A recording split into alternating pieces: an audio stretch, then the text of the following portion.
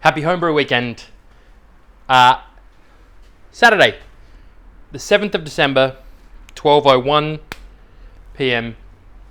I've been sick for 5 straight days. I've still tried to do some beer stuff. Which means I haven't had a beer for 5 days, and I am waiting to crack a bottle of some homebrew for this homebrew weekend. And today, I'm going to brew a beer from start to finish. And I reckon it's going to take less than 10 minutes. Yesterday, still not quite well. Ended up bottling. Bottling all of my Dunkelweiss beer. Just done all the cleaning. Everything's ready to go for the next batch, whatever. But yeah, my fermentator fridge is empty. We need to put beer back in it. First, I'm going to have a sip of this. This is the American IPA, which is more like an American Pale Ale to me. The all-in fresh wort kit.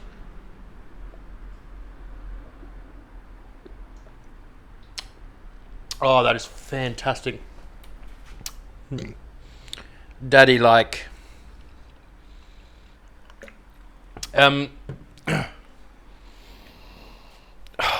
That's that Sierra Nevada Pale, in that ballpark of Sierra Nevada Pale Ale, where there's caramel, there's biscuit. It's much more malt driven than hop driven, but there's still hop there. There's hop, like resin, that hop resin flavor that's kind of present in that Sierra Nevada Pale Ale. It's obviously not the king of beers, but it's, mate, this is really good for, a beer that takes 5 minutes to brew. Now I'm going to be quick. And the reason is it's hot in Adelaide at the moment. It's 31, 32 degrees in Adelaide, but we've had 2 straight days of 38. And the rest of the week's going to be about 30. So I'm going to ferment this beer. I'm going to keep it in the fermenter. I won't need a heat belt or anything like that because we only need to keep it cold. Now, this is a freshly anesthetized, sanitization fermentator. I've got my Necatron XPA fresh wort kit, 5 litres of double filtered chilled water, and some yeast. Now watch how easy it is to do a fresh wort kit. This one is for you, Andrew, the Jack Simpson, right? Ready? So this has got star sand in here. I've already done a ton of sanitization with this.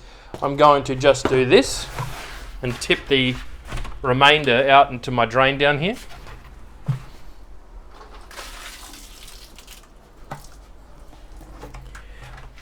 We've still got the foam in here, but that doesn't matter. Don't fear the foam. That is amazing. A beer after 5 days of no beers. Pretty good. Again, this is the all-in Brewing Co.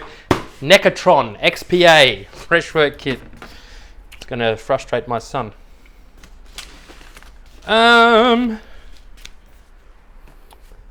I love this. Filled on 27th of the 11th, 24. Current SG is 1060. I'm going to add 5 litres of water to that. It's got instructions on the top, which you won't need because it's so easy. For those of you looking at being homebrewers, this still counts. Don't stress out. Oopsie daisies. Good beer for good people. Well, I'm into good beer. I don't know if I'm good, but any hoozles. Look at that. See, we're going to take that lid off. Sure there was a better way to do this, but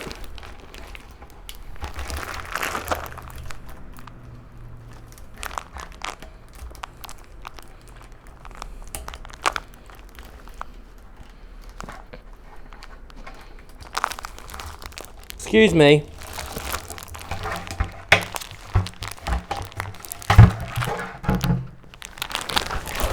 That made me take 2 this.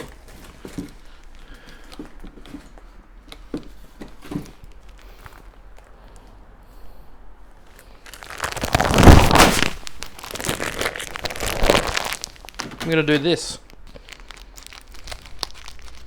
Which is not the right way, but it's my way.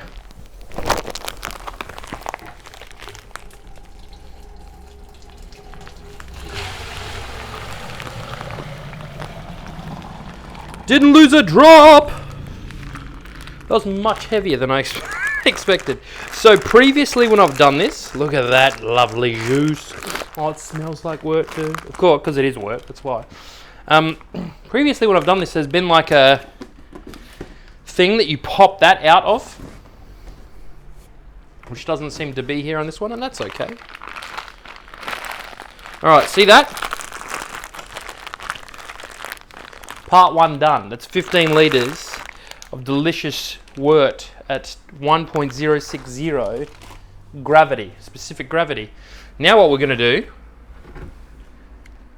5 litres of double filtered chilled water. Meow meow.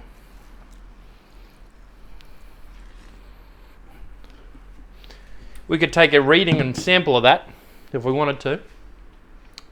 Why? Do we need to? No.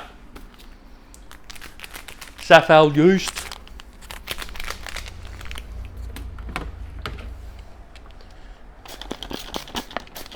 I like this better than Star San. This is the ethyl sanitizer spray. I normally make my own. It's the the 70% methylated spirits, and then the rest is water. But it's actually really cheap from SA Brewing Supplies, where I bought it. So I like supporting good locals, so I paid him for it instead. Hello, John. You sprinkle the yeast on. Get all of that yummy yeast in there. We're using USO5 because it's a nothing yeast. It'll just do a real good job of eating that sugar and turning it to alcohol.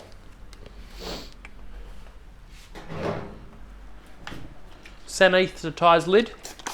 Spray it again. Spray you.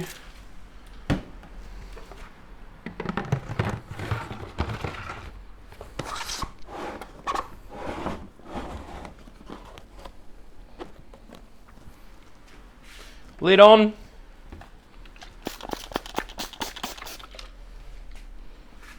Bubbler in.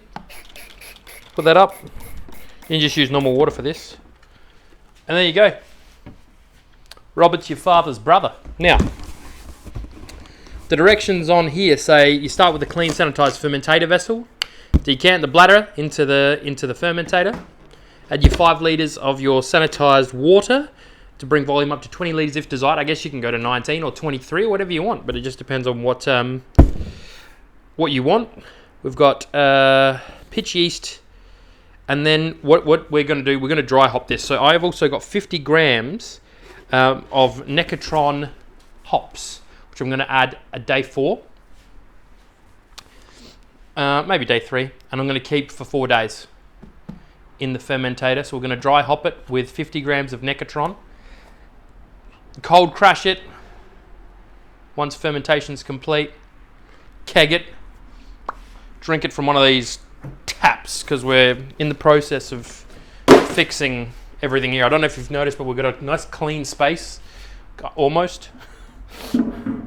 I spent some time this morning. That's why I'm sweating balls, because it's unbelievably hot in this garage. I need to get one of my projects is to obviously put a air conditioner in here, but not a real one, like a portable one for when I'm working.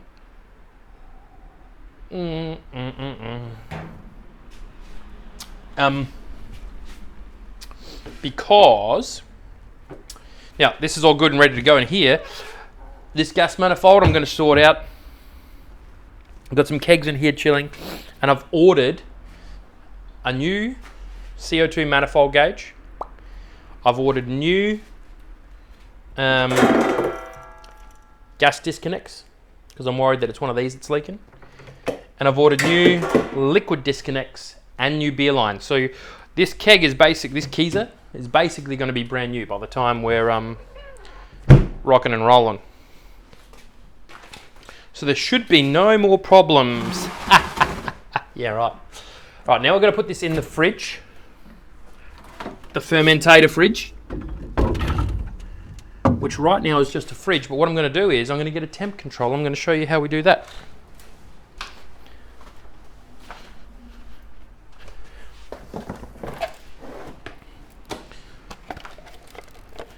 This is not a temporary controller, this is a temperature controller. She'll fly, don't bother me. Let's do that. Alright. Bear with me.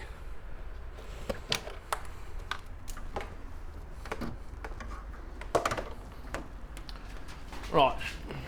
You come with me.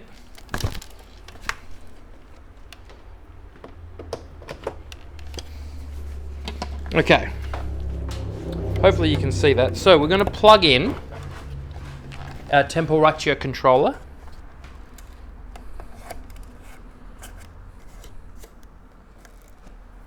And then we're going to plug our fridge into the cooling side.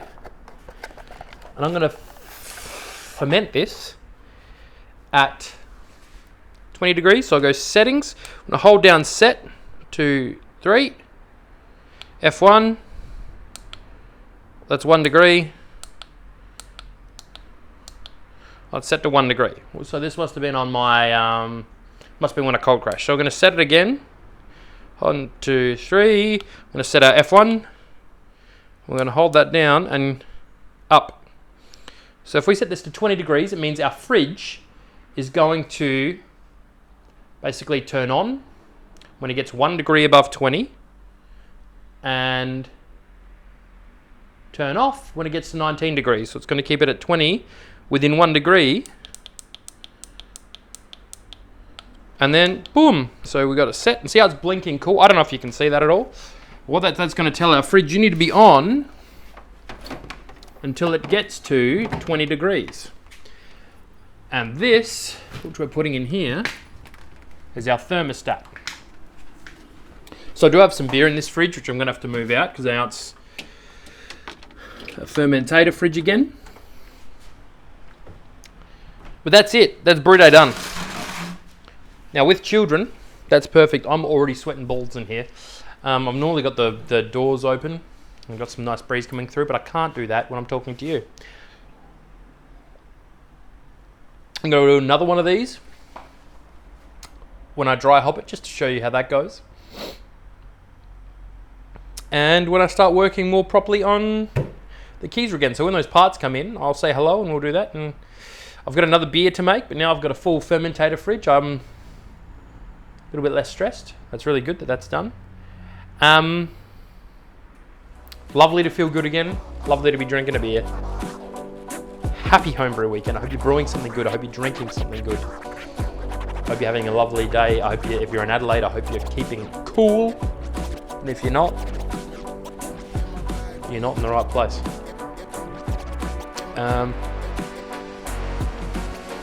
Yeah.